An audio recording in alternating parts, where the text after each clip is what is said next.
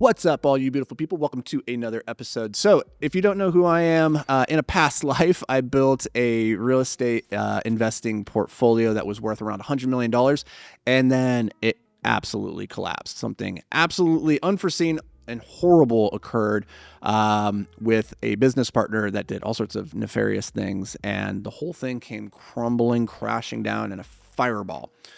Horrible, horrible experience. But there's a lot of lessons here that I think we can take away, and I'd like to share with you so that you can maybe avoid some of my errors and get the results without nearly as many harrowing experiences. So what I'm going to share in this episode, guys, is 3 things that I learned from building and then losing a $100 million real estate empire. So the very first thing is trust but verify. This is something they say in the military all the time.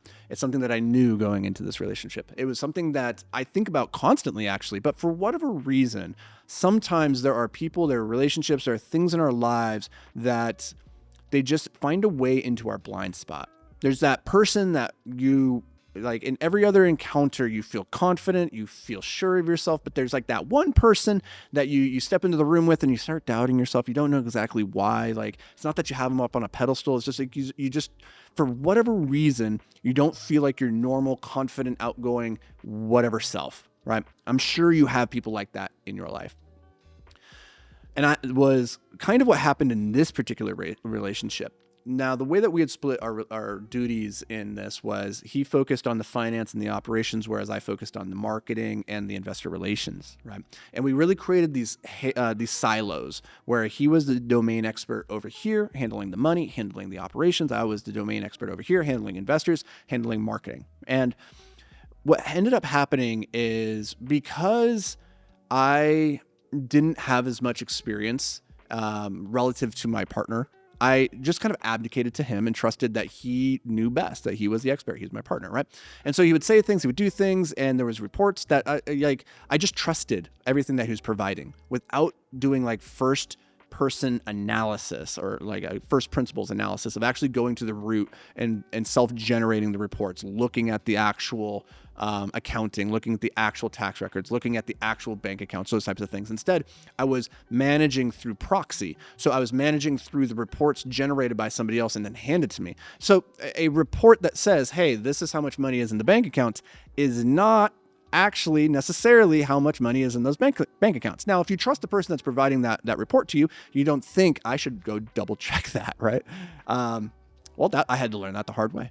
So trust, but verify. Now, in this relationship, one of the things that I learned is the way that we had the business set up is I thought I had people in place with checks and balances to do that trust and verify, right? You have an accountant, you have a CFO, you have these people underneath of you. But if those people report up to the person who ultimately turns in the reports to you and they're doing the stuff, then you find yourself still in the same position.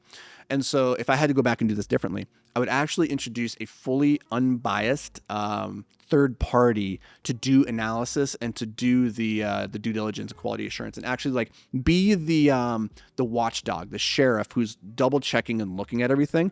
They don't need to have any kind of like control mechanisms in there to go move money or do anything like that, but to have the ability to go in there and actually verify, are things the way that they are? Because at our height with this business, we have like 45 different bank accounts. And so like for me, there was no way that I was going to go into each one of those and verify. In hindsight, I should have been doing that, but like, and I didn't think it was necessary because I thought there was people in place. But all this goes back to like, you need to take a look at your checks and balances and ask yourself, like, are they actually checks and balances, or are they something that's easily gamed and taken advantage of? I wish I had learned that one a little bit sooner. Would have saved me a lot of heartache. Which brings me to the second lesson, which is cash flow and reserves are the only thing that really matters in a business. If you have surplus cash flow coming in every month, that is more money coming in than you have money going out in the form of expenses, and or you have plenty of reserves in the bank, then you are very, very hard to kill. Now, this has been a guiding principle in all the businesses that I've built. I'm very risk averse and I'm very financially risk averse. So I like to keep a lot of money in the bank when it comes to like working capital and reserves. I like operating a lean company with low overhead so that we have nice margins. Those are all like founding principles that I have in my businesses. And I had to learn the hard way in this particular one. Again, it goes back to if the reports aren't accurate and people are hiding things, then like it can say the margins are looking good and it can tell you that the reserves are there. But again, if you're not looking actually at what's in the account and doing the analysis yourself, or from somebody that is actually, not cooking the books, then you find yourself in this position. And let me just qualify that real quickly, guys, because I don't want to make any allegations here that have not yet been played out in court. There's a lawsuit in place that I don't want to say anything that has not actually been proven. So no books have been cooked until proven otherwise, until my lawsuit against my partner plays out. And then we can say those things, I think, depending on how the court rules, I guess. Anywho, cash flow and reserves. If you have the financial wherewithal to weather whatever storms are coming in the business. So like COVID is a great example. COVID shut down a lot of businesses. And the ones that ultimately survived were the ones that were able to pivot and to continue generating cash flow. But the other ones that were able to survive were the ones that had sufficient reserves to weather that period of time. So if you have 6 to 9 months worth of reserves sitting in the bank, and you then go into this period of time where you can't be generating sales for whatever reason, but that lasts for 4 months, well, then you're still alive at the end of that, right? So you always want to be thinking, how can I keep more reserves and how can I keep my expenses low to maximize the cash flow that I have coming in? With that said, here's the third lesson, which is if you have good cash flow and you have reserves sitting in the bank, the third lesson is don't leave temptations hanging around. Don't leave temptations hanging around. If there's $2 million sitting in a bank account and somebody is upon rough financial times, there is a temptation to take money out of that bank. Now, I'm not saying that's going to happen to you, but here's what will happen to you. And I've seen this play out countless times, is that when you leave money in the bank as like the rainy day fund, and you give that, then your team has access to that. Let's say you're doing your quarterly budgets and it's like, hey, we got, an extra $100,000 sitting here. The team will spend the $100,000. They will go buy new software. They'll buy new toys. They will initiate new marketing spend, and like the reserves will disappear.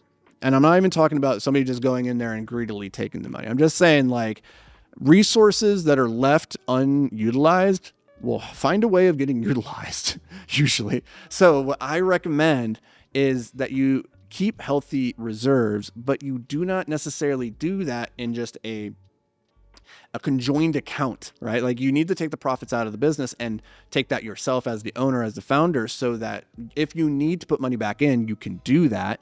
But if you leave the money just sitting around inside the business, there's a very high probability it's going to get spent, ideally within the business by somebody, but maybe not. Maybe somebody else uses it outside the business. I'm just saying, like, shit happens. So 3 lessons: trust but verify. Remember that cash flow and reserves are king. And then make sure that you do not leave temptations hanging around. Do not make it easy for people to take advantage of you. Do not make it easy for them to steal from you. That's maybe the most important lesson of all. So that's going to do it for me, guys. Let me know down in the comments what you took away from this week's episode, and I'll see you guys in the next one.